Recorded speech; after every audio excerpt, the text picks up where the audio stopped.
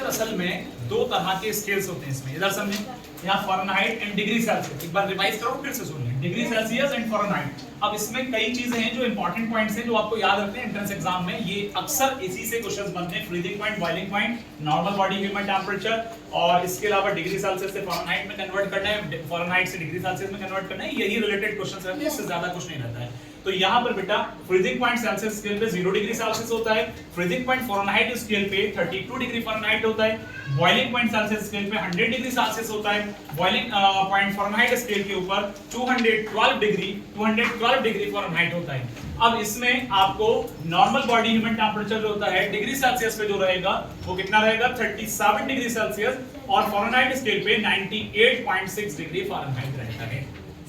अब उसके बाद जो है यहाँ पर डिग्री सेल्सियस से अगर कन्वर्ट करेंगे फ़ारेनहाइट में तो इसका फार्मूला है डिग्री सेल्सियस की वैल्यू जो भी आपको गिवन होगी, डिग्री सेल्सियस इनटू 9/5 प्लस 32, तो वो फ़ारेनहाइट में कन्वर्ट हो जाएगा। सिमिलरली अगर फ़ारेनहाइट से डिग्री सेल्सियस में जाएंगे, फ़ारेनहाइट से डिग्री सेल्सियस में जाएंगे तो फ़ारेनहाइट को मल्टीप्लाई करेंगे 5/9 से और 32 को लेस करेंगे तो वो आपको डिग्री सेल्सियस से मिल जाएगा। इसके अलावा यहाँ पर अगर सपोज करिए कि आपको फॉर एग्जांपल कि यहाँ पर 0 डिग्री सेल्सियस आपको दे रखा है, तो 0 डिग्री सेल्सियस दे रखा है, इसको आपको 0 डिग्री सेल्सियस आपको अगर दे रखा है तो इसको आपको कन्वर्ट करना है किसमें, फ़ारेनहाइट के अंदर कन्वर्ट करना है। तो यहाँ पर अब आप इसको कैसे कन्वर्ट करेंगे, तो मैंने अभी जो फार्मूला आपको बताया कि 0 डिग्री सेल्सियस आपका यहाँ 0 इंटू 9/5 प्लस 32, तो जब कोई भी वैल्यू 0 से मल्टीप्लाई होती है उसका आंसर क्या आता है, 0 आता है। तो इसके साथ 32 प्लस करेंगे तो पता ही चलता है कि 32 डिग्री फ़ारेनहाइट बनेगा।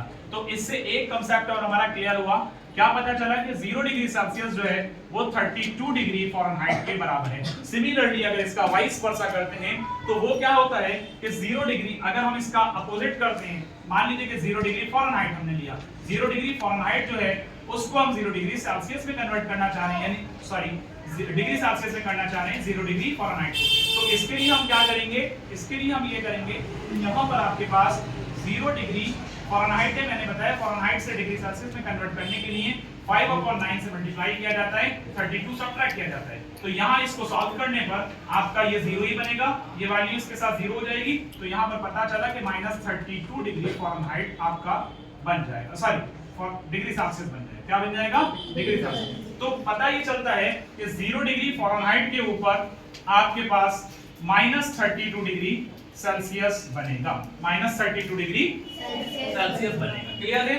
तो ये दो पॉइंट्स हम आपको याद हैं। इसके अलावा अगर एवरेज की बात करेंगे तो एवरेज में आपका sum of all observation upon total number of observation होता है, यानी एवरेज का दूसरा नाम हम मीन भी कहते हैं। अब ऑब्जर्वेशन किस तरह के, इसके एक आध एग्जांपल्स ले लेते हैं। फॉर एग्जांपल कि मैंने यहाँ पर कहा कि आपको एवरेज निकालना है, फाइंड द एवरेज, क्वेश्चन बना रहे हैं, सुनिएगा, find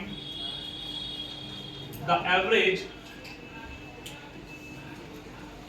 find the average of first 7 multiples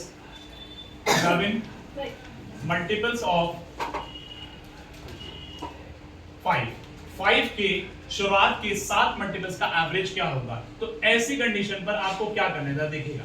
अब 7 मल्टीपल्स किसके, 5 के, तो एवरेज निकालने के लिए 5 के 7 मल्टीपल्स, पहला जो होगा 5 का वो 5, दूसरा 10, तीसरा 15, चौथा 20 और पांचवा 25, फिर उसके बाद 30, फिर 35, यानी ये सातों मल्टीपल किसके आगे 5 के। तो इन सब का सम किया और कितने थे, 7 थे, तो ये होता है टोटल नंबर ऑफ ऑब्जर्वेशन। तो यहाँ सबका सम करेंगे तो देखिए कितना बन रहा है,